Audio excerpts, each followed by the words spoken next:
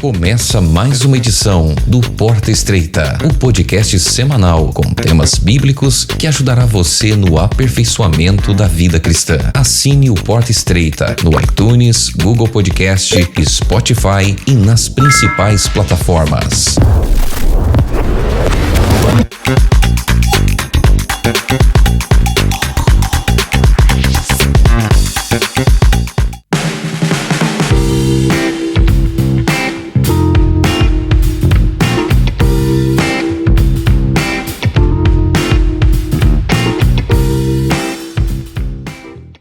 Olá, eu sou o pastor Alberto Júnior. Nesta semana estamos estudando a lição de número 10, com o título Maridos e Esposas Juntos na Cruz. O verso central da lição está em Efésios, no capítulo 5, do versículo 25 ao versículo 27. Lemos assim: Maridos, que cada um de vocês ame a sua esposa, como também Cristo amou a igreja e se entregou por ela, para que a santificasse, tendo-a purificado por meio da lavagem de água pela palavra, para a apresentar a si mesmo como igreja gloriosa, sem mancha, nem ruga, nem coisa semelhante, porém santa e sem defeito. O tema da unidade percorre a epístola aos Efésios como um fio de ouro. A unidade, ela se aplica não apenas à relação entre judeus e gentios na igreja, e ao longo da epístola, Paulo ele discute como a unidade é produzida pelo Deus triuno, pela salvação, pelo batismo, pela fé, pelos dons espirituais, pela presença do Espírito Santo em nós, pela transformação do nosso modo de vida, de acordo com o padrão de Cristo e pela sabedoria cristã. E finalmente, para Paulo, a unidade em todos os seus aspectos só é possível em Cristo Jesus. Paulo ele traz para o seu legítimo lugar a sua discussão sobre a unidade da igreja como a nova humanidade, a família. Se já houve algum exemplo ou um modelo de unidade, esse exemplo é a família. A família ela só pode estar unida em Cristo da mesma forma que os gentios e os judeus estão unidos em Cristo, e todos os membros da igreja estão unidos em um só corpo, o corpo de Cristo. Na família, as esposas se submeterão ao marido em Cristo e o marido amará a esposa no Senhor. O aspecto divino dentro da relação conjugal significa que devemos ver a família como Deus a vê. Esse aspecto divino também significa que a família deve cumprir a função e o propósito que o Senhor lhe deu na criação, ser uma só carne, uma unidade indivisível.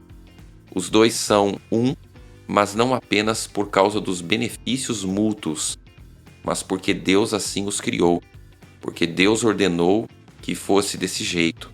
A unidade da família aponta para além dela mesma, assim como a unidade da igreja aponta para a unidade do Deus triuno e seu relacionamento com a humanidade.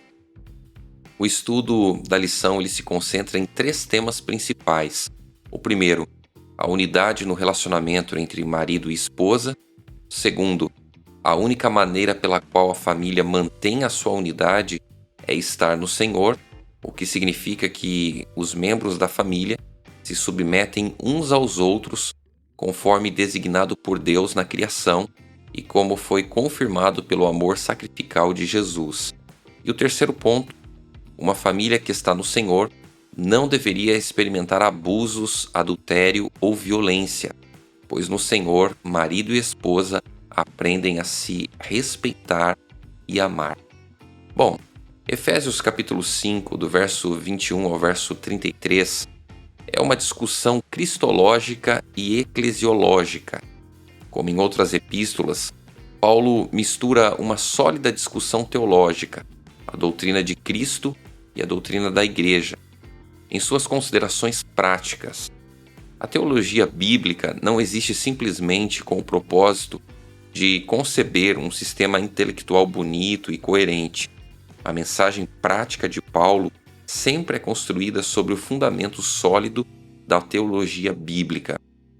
Por isso, o apóstolo ele não aborda a família como se fosse um tema secundário, que poderia ser abordado com soluções tiradas da sabedoria humana, da psicologia ou da sociologia.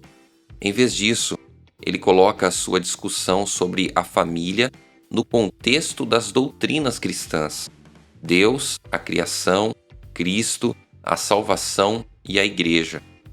Paulo não usa a família para ilustrar essas doutrinas, mas usa essas doutrinas para ilustrar a família. Como no caso da igreja, Paulo não aceita que a abordagem do assunto da família cristã seja determinada pelas realidades da nossa natureza e da sociedade humana decaída. Em vez disso, ele segue o princípio interpretativo, desde o princípio de Jesus. Mas não foi assim desde o princípio, que ajuda a igreja cristã e sua teologia a se orientarem para a restauração dos ideais de Deus para nós, em lugar de legitimar as realidades do mundo pecaminoso.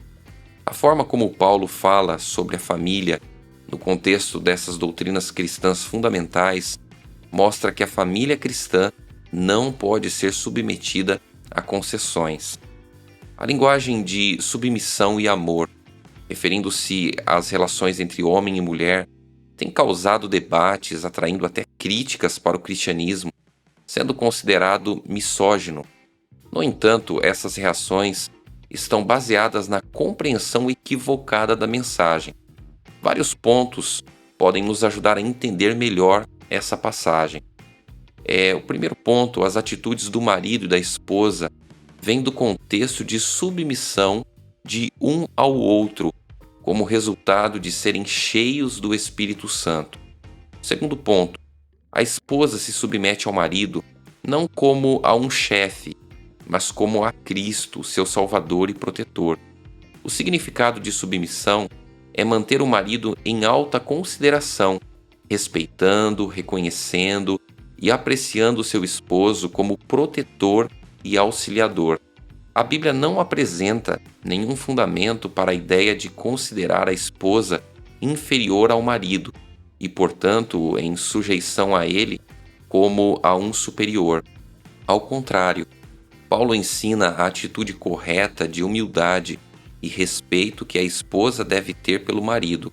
O cristianismo proclama a igualdade de dignidade de homens e mulheres em Cristo. Esse fato não deve levar as mulheres a adotar uma atitude de arrogância e superioridade em relação aos maridos. Em vez disso, a atitude da esposa deve ser de fidelidade amorosa e solidária.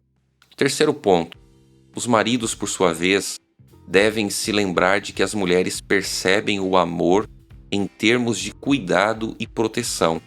O amor do marido é como o amor sacrificial do Senhor pela igreja.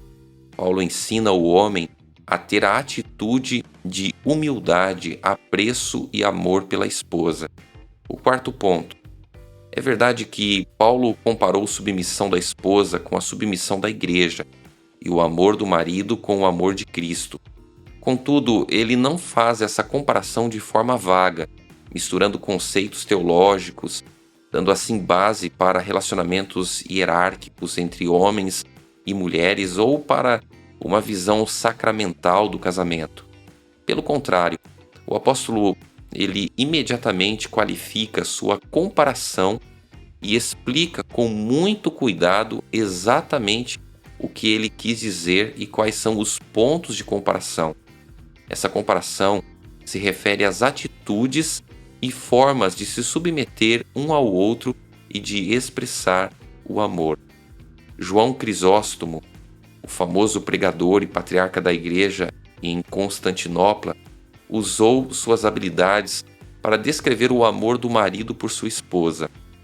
Você gostaria de ter sua esposa obediente a você como a igreja é para Cristo?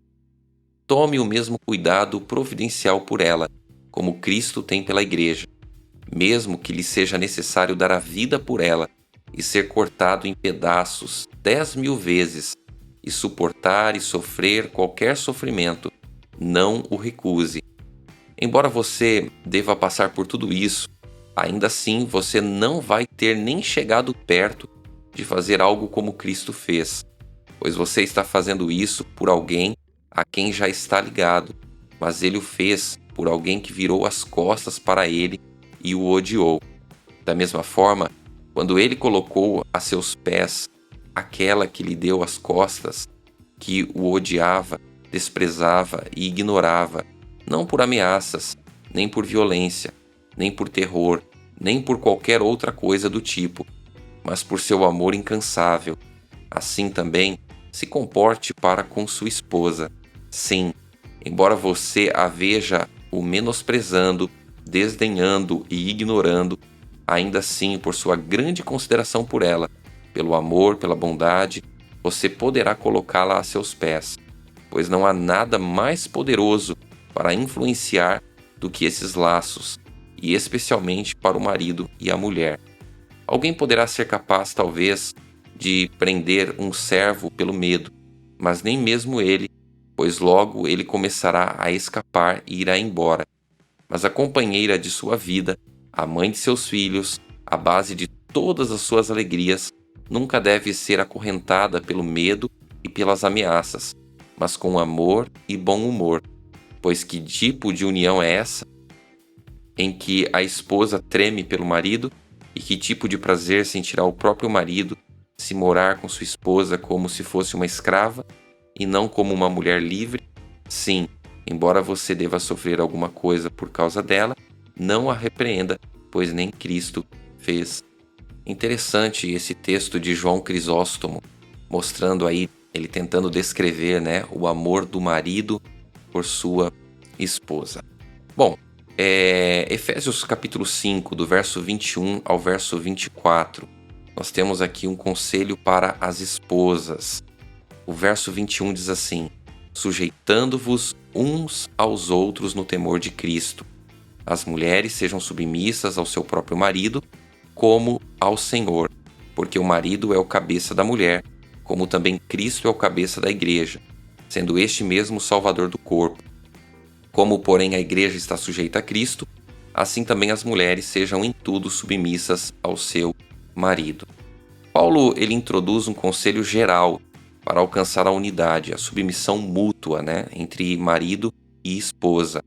Em seguida, ele aplica este conselho a um caso específico, o casamento. A mulher se submete ao marido, não como chefe, mas como Cristo, o seu Salvador e protetor. A esposa deve agir com humildade e respeito para com o marido, e não com arrogância e superioridade. Ele deve assumir uma atitude de fidelidade amorosa e solidariedade, sujeito a ele como a Cristo. Em Efésios capítulo 5, do verso 25 ao verso 27, nós vemos aqui Cristo e sua igreja, marido e mulher, uma comparação entre Cristo e a sua igreja e o marido e a sua mulher. Lemos assim: maridos, amai vossa mulher, como também Cristo amou a igreja, e a si mesmo se entregou por ela, para que a santificasse, tendo-a purificado por meio da lavagem de água pela palavra, para a apresentar a si mesmo, igreja gloriosa, sem mácula, nem ruga, nem coisa semelhante, porém santa e sem defeito. Na analogia de Paulo, Cristo é o esposo e a igreja a sua noiva. O que Cristo faz por sua noiva? Primeiro, amar a igreja como noiva. Jesus nos ama. Segundo, ele se dá como o preço da noiva. O noivo tinha que dar ao pai da noiva bens ou dinheiro para tomá-la como esposa, mostrando o quanto ele a valorizava. Terceiro, preparar a noiva. Cristo faz o papel das damas de honra, preparando a própria noiva. Quarto, pronuncie a palavra da promessa. Através da promessa, Cristo se compromete a cuidar e amar a igreja. Quinto, prepare e adorne a noiva. Adornada por Cristo, a igreja parece santa e sem defeito. Sexto, apresenta a noiva. Assumindo o papel de pai, Jesus apresenta a igreja a si mesmo e casa-se com ela. Paulo apresenta as bodas de Jesus e sua igreja em seu desenvolvimento cronológico. Primeiro, no verso 25, o compromisso. Jesus pagou o preço da noiva morrendo na cruz. Desta forma, comprometeu-se oficialmente com a igreja. Segundo, no verso 26, a preparação para a cerimônia do casamento. Hoje, ele prepara a igreja santificando e purificando cada membro, limpando toda mancha de pecado e suavizando todas as rugas de caráter. No verso 27, a própria cerimônia de casamento. Finalmente, Jesus virá tomar sua noiva, uma igreja gloriosa, para viver eternamente feliz.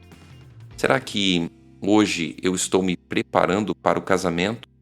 Será que hoje eu estou deixando Jesus me preparar todos os dias para aquela bela cerimônia? Será que hoje eu anseio pelo tempo em que poderemos ver Jesus face a face? Conselho para os maridos, Efésios capítulo 5, verso 28 ao verso 30. Assim também os maridos devem amar a sua mulher como ao próprio corpo. Quem ama a esposa, a si mesmo se ama, porque ninguém jamais odiou a própria carne.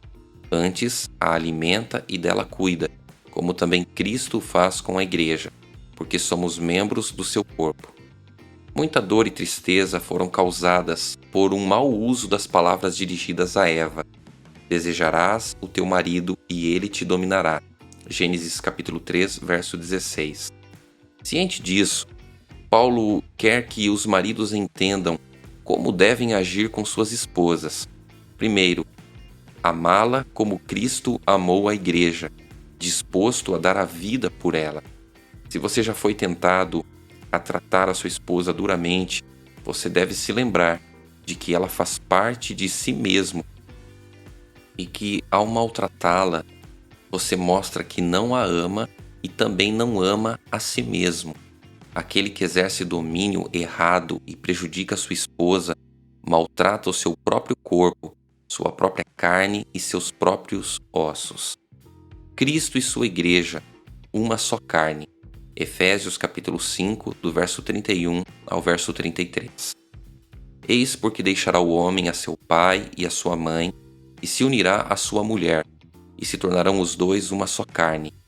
Grande é este mistério, mas eu me refiro a Cristo e à igreja. Não obstante, vós, cada um de per si, também ame a própria esposa como a si mesmo, e a esposa respeite ao marido. Paulo conclui seu conselho aos cônjuges com uma referência a Gênesis capítulo 2, verso 24 e o capítulo 5, verso 31. O que significa a expressão uma só carne? A unidade sexual do casamento é um reflexo de sua unidade emocional e espiritual. Já não são dois. Eles não atuam mais separadamente. Abandonaram o passado para fazer um futuro juntos, unidos. Eles são um.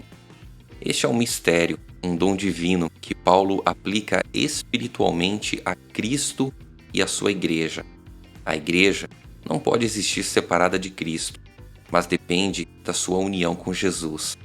Sendo um, o marido ama sua esposa e vice-versa. A esposa respeita o marido e vice-versa, como Cristo ama e respeita cada um de nós e vice-versa. Chegamos então ao fim desse episódio. Espero que tenha te abençoado bastante. Que Deus te abençoe e nos encontraremos na próxima semana. Até lá!